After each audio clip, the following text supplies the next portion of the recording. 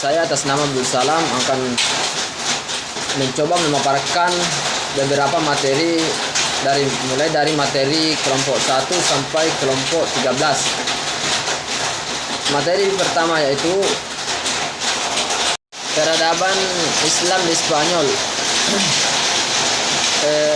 Islam pertama kali masuk ke Spanyol pada tahun 711 Masehi melalui jalur Afrika Utara. Spanyol sebelum kedatangan Islam dikenal dengan nama Liberia atau Asbania, kemudian disebut Andalusia ketika negeri sumur itu dikuasai bangsa Vandal.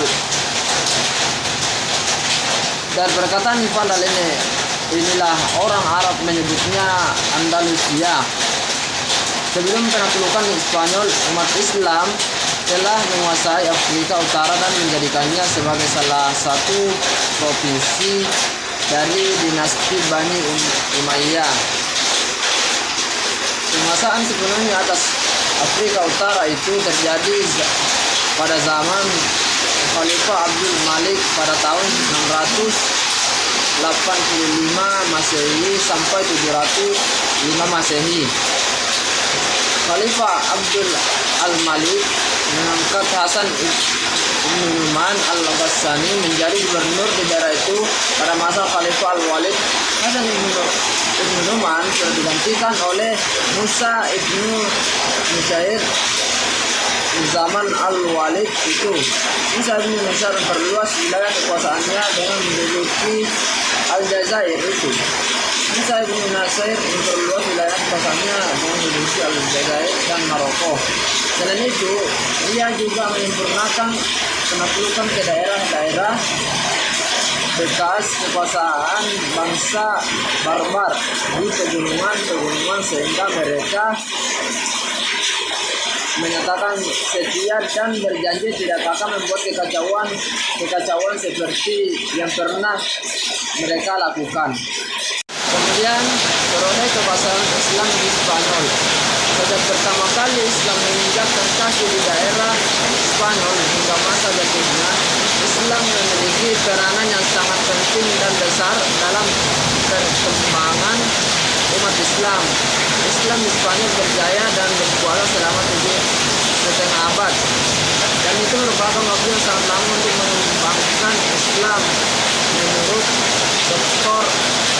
Badri Yakin, sejarah panjang Islam di Spanyol dapat dibagi dalam beberapa periode.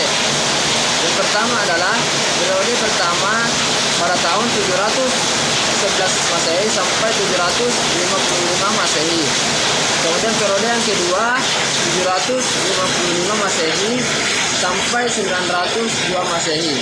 Kemudian periode ketiga yaitu 912 Masehi sampai 1013 Masehi. Kemudian periode yang keempat yaitu 1013 Masehi sampai 1086 Masehi. Periode yang kelima 1086 Masehi sampai 1248 Masehi. Kemudian periode yang keenam 1248 Masehi sampai 1492 Masehi. Kemudian periode yang terakhir adalah Baik, perkenalkan nama saya Ahmad Hidayat. Saya akan memaparkan materi ke-8 yaitu dinasti Fatimiyah. Fatimiyah adalah dinasti Syiah Ismailiyah. Dinasti Fatimiyah didirikan oleh Ubaidillah Al-Mahdi. Berdirinya dinasti Fatimiyah disebabkan oleh konstelasi politik yang terjadi di Bani Abbasiyah. Sebelum dinasti Fatimiyah berdiri, telah ada dinasti Islam yang menguasai Afrika Utara dan Mesir. Akan tetapi mereka adalah penganut Islam Sunni yang mengaku kekuasaan Bani Abbasiyah. Dinasti Fatimiyah Umat Islam juga mengalami kemajuan yang sangat pesat di berbagai aspek kehidupan. Kemajuan ilmu pengetahuan bahkan bidang politik, militer, administrasi, serta stabilitas ekonomi.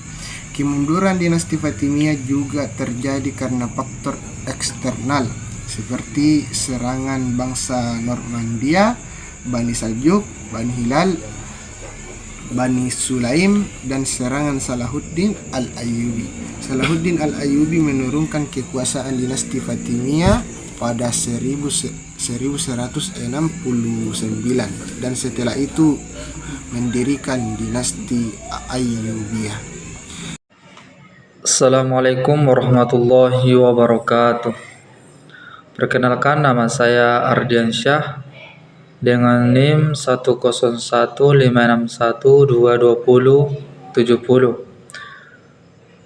Baik, saya akan menjelaskan tentang perang salib dan akibatnya dari kelompok 10, yaitu sebab terjadinya perang salib.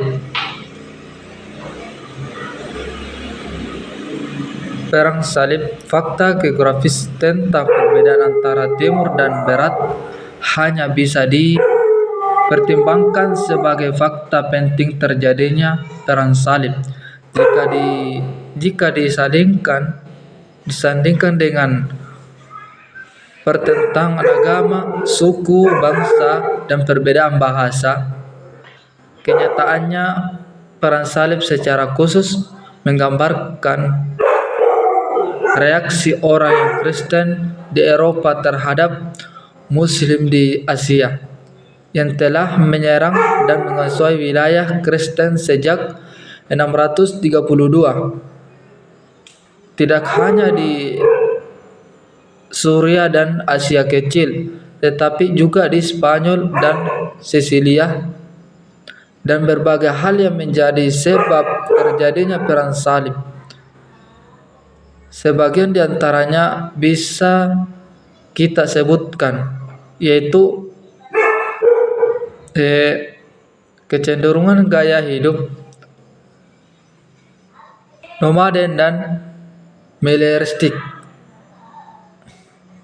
suku-suku tenuk jemaah yang telah mengubah peta Eropa sejak mereka memasuki babak sejarah, dan perusakan makan suci milik gereja, tempat ziarah ribuan orang yang kunci-kuncinya telah diserahkan pada 800 Masehi kepada yang berkah dari Uskup Yerusalem oleh Al-Hakim. Keadaan itu semakin parah karena para peziarah merasa keberatan untuk melewati wilayah Muslim di Asia Kecil. Meski demikian, sebab utama perang salib adalah permintaan Kaisar Alexius Comnenus kepada Paus Urban II pada 1095 untuk membantunya karena kekuasaan di Asia telah diserang oleh Bani Seljuk di sepanjang pesisir Marmara. Serangan umat Islam tersebut mengancam kekuasaan Konstantinopel. Mungkin Paus memandang permohonan itu sebagai kesempatan untuk menyukan kembali gereja Yunani dan gereja Roma yang sejak 1009 sehingga 1054 mengalami perpecahan. Kemudian dari kelompok 11 yaitu dinasti Mamluk. Dinasti Mamluk dikonstruksi oleh banyak faktor, yakni perebutan kekuasaan, kecenderungan sultan yang hidup mewah, praktik korupsi, dan kemerosotan ekonomi. Badrias yang menulis bahwa sejak masuknya budak-budak di Istiqlal Mamluk Burji, solidaritas sesama militer menurun. Banyak penguasa pemeluk Burji yang bermoral rendah dan tidak menyukai ilmu pengetahuan. Kemewahan dan kebiasaan hidup berfoya-foya di kalangan penguasa menyebabkan pajak dinaikkan. Akibatnya semangat kerja rakyat menurun dan perekonomian negara tidak stabil. Selain itu, ditemukan Tanjung Harapan oleh orang Eropa pada tahun 1498 Masehi, menyebabkan jalur perdagangan Asia Eropa melalui Mesir menurun fungsinya. Selain faktor penyebab kehancuran dinasti Mamluk tersebut, Ajib Thohir juga menuliskan penyebab langsung keruntuhan dinasti ini, yakni terjadinya perperangan dengan pasukan Turki Utsmani yang terjadi 2 kali. Pada 1516 Masehi terjadi peperangan di Aleppo yang terakhir dengan kekalangan dinasti Mamluk. Setelah menang di Aleppo, tentara Turki Utsmani melanjutkan perjalanan ke daerah Mesir dan dalam perjalanan terjadi pertempuran sengit lagi dengan tentara dinasti Mamluk pada 22 Januari 1516 Masehi. Pertempuran ini terjadi ketika diperintah oleh Tumanbay II Al-Shaf yang merupakan penguasa terakhir dinasti Mamluk. Dalam suatu pertempuran di luar Kairo pada 1517 Masehi, dinasti memiliki Mamluk kalah. Setelah itu, wilayah Mesir berada di bawah kuasa Turki Utsmani dengan menjadikannya sebagai salah satu provinsi. Itulah tadi dari kelompok 10 dan 11. Sekian dari saya. Assalamualaikum warahmatullahi wabarakatuh. Baik, saya akan memaparkan materi 12, yaitu Kerajaan Utsmani Safawiyah dan Mughal. Ya, dinasti Safawiyah di Persia berkuasa antara tahun 1520 sampai 1722 Masehi.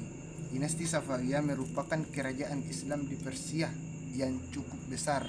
Awalnya kerajaan Safawiyah berasal dari sebuah gerakan tarikat yang berada di Ardabil, yang merupakan sebuah kota di Azerbaijan. Tarekat ini dikenal dengan sebutan tarekat yang diambil dari nama pendirinya, yaitu Safi ad-Din. Ada 2 pendapat yang berbeda tentang asal-usul dari mana Safawi. Amir Ali berpendapat bahwa Safawi berasal dari kata Safi, yaitu gelar yang diberikan kepada nenek moyang raja-raja Safawi, yaitu Safi ad-Din Ishaq al-Ardabili, seorang pendiri dan pemimpin tarekat Safawiyah. Ia menyatakan bahwa para musafir, pedagang dan penulis Eropa selalu menyebut raja-raja Safawiyah dengan gelar Safi Agung. Adapun pendapat PM Hall berpendapat bahwa Safawiyah berasal dari kata Safi, yaitu bagian dari nama Safi ad-Din Ardabili.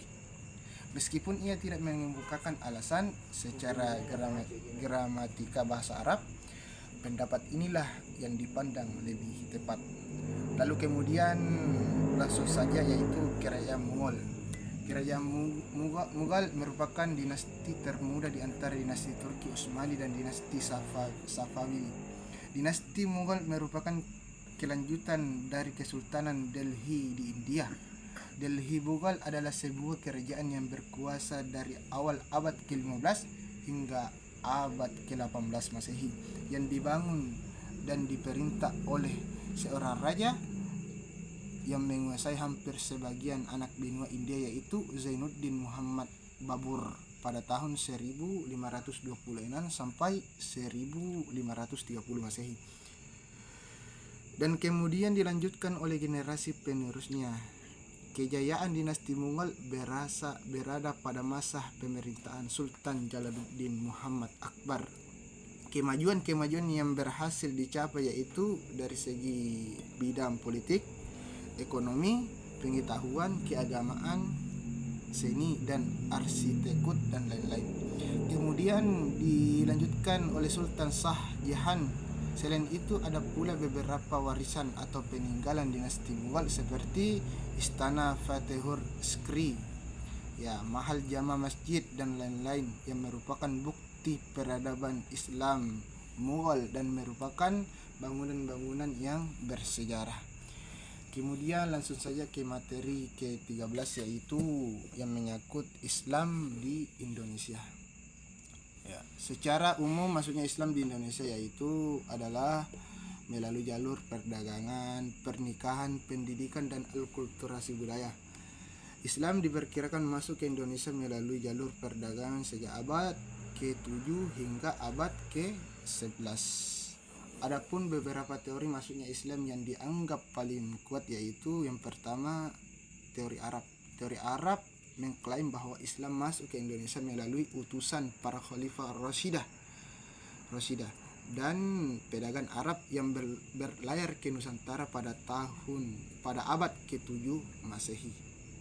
Yang kedua yaitu teori Turki, ketiga teori Persia, dan keempat teori Gujarat, dan yang kelima yaitu teori Cina. Mungkin sampai di sini yang bisa saya sampaikan. Lebih dan kurangnya mohon dimaafkan. Allahumma wafiqun ila aqwamit thariq. Assalamualaikum warahmatullahi wabarakatuh.